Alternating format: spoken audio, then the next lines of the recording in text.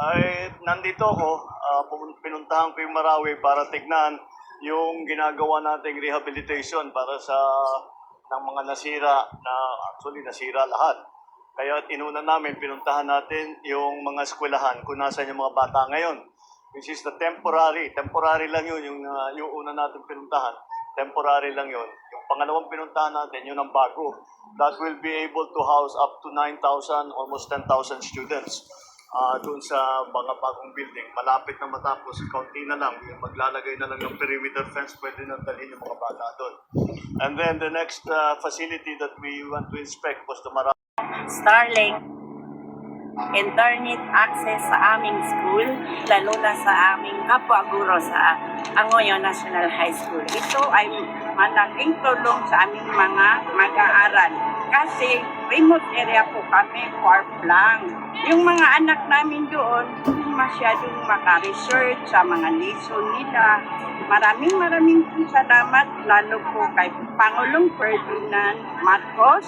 Ito po ay makatulong sa amin. So we are very thankful to our beloved President Bongbong Marcos for the donation that he has given to our school.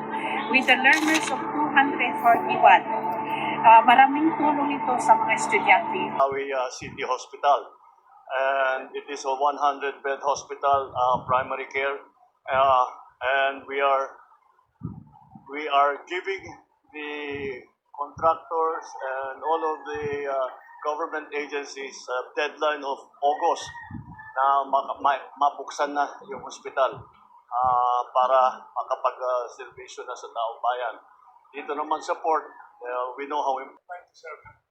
So meron pong konting revamp doon sa MCP. There's a new leadership ng MCP. So hopefully, mapabilis po yung adjudication sa bayad ng compensation ng mga tao. Hati po ito. Ang ginawa po natin is MCP at saka National Housing Authority para mapabilis yung payment ng compensation. The other new element is that tinutulungan tayo ni Chief Minister ng BARP. Some is, they are now involved. Dati hindi pa sila na-involved. Ngayon na-involved na sa ang BARP para sa funding, para sa lahat ng kailangan para i-accelerate na natin itong reconstruction and rehabilitation ng City of Marawi. So, patuloy lang ito. Sinasabi ko nga sa kanila, pagka napuksan na yung hospital, halimbawa, papalik na ako rito para I want to ribbon cut by August. So, ayan, that's your deadline. Alright. Sige, marami yung hospital para makapag-servisyo na sa taong bayan. Dito naman sa port, we know how important the port is to the surrounding 18 municipalities that are around Lake Lanao. And so, this is the first of several ports that we will put. Dahil, kagaya ng pagka-explain nga sa atin, pagka ito lang, walang connectivity, hindi magagamit dahil walang pupuntahan yung barko. So we will put others around the lake para maganda yung connectivity natin. So I'm happy to see that we are at least making some progress after such a long time.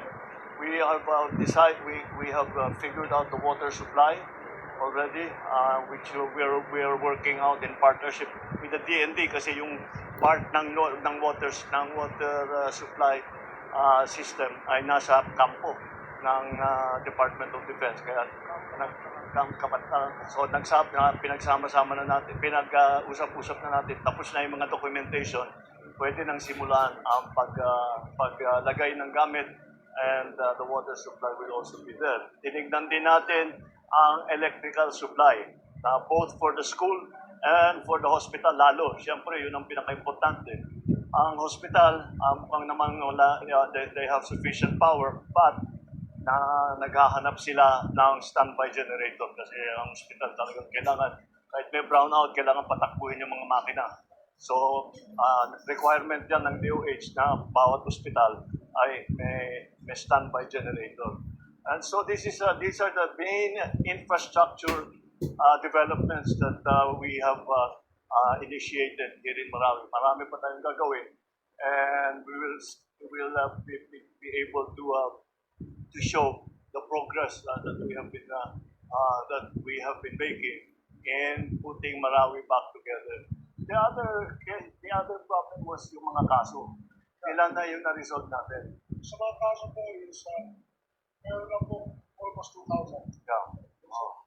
Out of the 40, Yes. Yes, of course. yeah, almost 2,000 po Yung nag-start na na-adjudicate na po na kaso. So, it's because we started looking at total of 14,400